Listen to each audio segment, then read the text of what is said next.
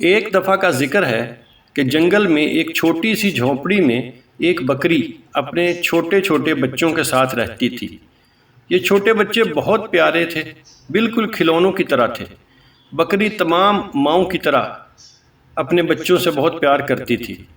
اس نے انہیں تمام جنگلی جانوروں سے محفوظ رکھا ہوا تھا۔ ایک دن جب بکری ان کے لیے جنگل میں کھانا ڈھونڈنے گھر سے نکلی تو اب بچوں کو اپنے پاس بلایا اور کہنے لگی، بچوں، میں جنگل میں جا رہی ہوں، تم کسی کے لیے بھی دروازہ مت کھولنا۔ جنگل میں ایک بھیڑیا آیا ہوا ہے، وہ ہم سب کو زندہ کھا جائے گا۔ وہ مختلف بھیس بدل کر تمہیں بیوقوف بنانے کی کوشش کرے گا۔ بچوں نے پوچھا، ہم اسے پہچانیں گے کیسے؟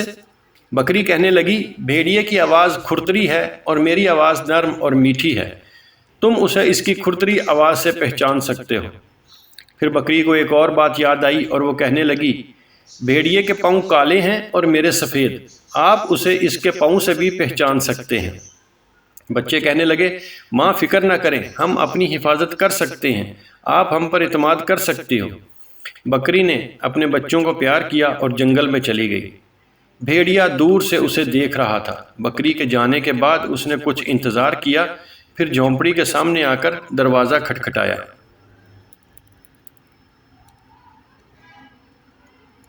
بکری کے بچوں نے پوچھا، باہر کون ہے؟ بھیڑیا آواز بدل کر بولا، میں تمہاری ماں ہوں، تمہارے لیے کھانا لائی ہوں، اب تم دروازہ کھول دو۔ بکری کے بچے بھیڑیے کی کھرتری آواز پہچان گئے، اس لیے دروازہ کھولے بغیر ہی وہ چیخے، تم ہماری ماں نہیں ہو، اس کی آواز میٹھی اور خوبصورت ہے، تم بھیڑیا ہو، تم ہمیں بیوقوف نہیں بنا سکتے۔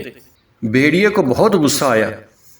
وہ ایک دکان پر گیا اور وہاں سے حلوہ خرید کر کھا لیا۔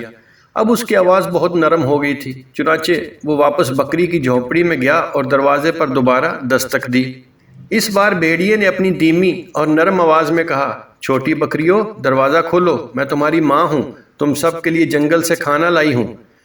بھیڑیے کی نرم آواز سن کر بکری کے بچوں نے سمجھا کہ یہ واقعی ان کی ماں ہے۔ ابھی وہ دروازہ کھولنے ہی والے تھے کہ ان میں سے ایک بولا، رکو، دروازے کے نیچے سے اس کے پاؤں کو دیکھو۔ جب بکری کے بچوں نے دروازے کے نیچے سے دیکھا تو انہیں بھیڑیے کے کالے کالے پاؤں نظر آ گئے۔ وہ دروازہ کھولے بغیر دوبارہ چیخے، ہم دروازہ نہیں کھولیں گے، تم بھیڑیے ہو، تمہارے پاؤں کالے ہیں۔ اس بار بھیڑیا ایک چکی پر چلا گیا۔ چکی والے نے بھیڑیے کو اپنے سامنے دیکھا تو بہت حیران ہوا۔ بھیڑیا کہنے لگا، میرا دل آج روٹی کھانے کو چاہ رہا ہے، اس لیے مجھے تھوڑا سا آٹا دے دو۔ آٹا لے کر بھیڑیا دوبارہ بکری کی جھونپڑی کے سامنے پہنچا اور سارا آٹا اپنے پاؤں پر مل لیا۔ اب اس کے پاؤں سفید ہو چکے تھے۔ چالاک بھیڑیے نے تیسری بار دروازے پر دستک دی اور بولا، چھوٹے بچوں، دروازہ کھولو، میں تمہاری ماں ہوں، میں جنگل سے تم سب کے لیے کھانا لائی ہوں۔ بچے بولے، پہلے ہمیں اپنے پاؤں دکھاؤ تاکہ ہمیں معلوم ہو کہ تم ہی ہماری ماں ہو۔ بھیڑیے نے انہیں پاؤں دکھا دیے۔ جب چھوٹے بچوں نے دروازے کے نیچے سے سفید پاؤں دیکھے تو انہیں یقین ہو گیا کہ یہ ان کی ماں ہے۔ انہوں نے دروازہ کھول دیا، مگر کیا دیکھا کہ سامنے تو بھیڑیا کھڑا ہے۔ چھوٹی بکریوں کو معلوم نہیں تھا کہ اب وہ کیا کریں، وہ چیختے چلاتے ادھر ادھر بھاگنے لگے۔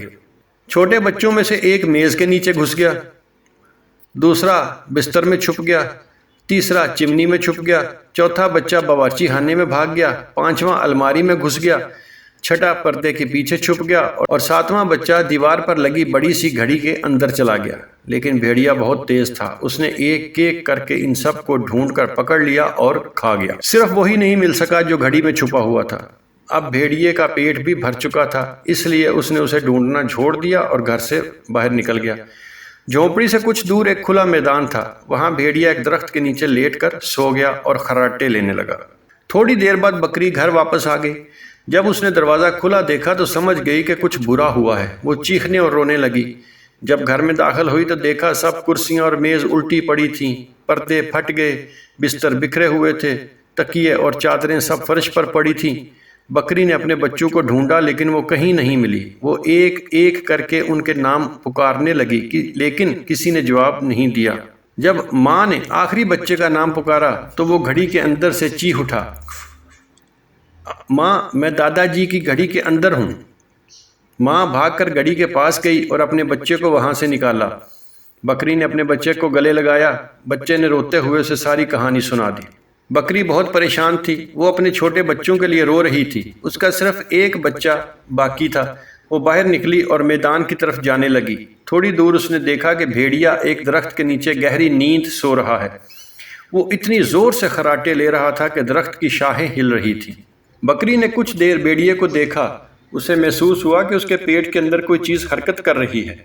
वो सोचने लगी कि शायद मेरे बच्चे अभी तक इसके पेट में ज़िंदा हों। उसके जहन में एक तरकीब आई और वो अपने बच्चे से कहने लगी, जल्दी से घर जाओ और सुई, धागा और कैंची लाकर मुझे दो।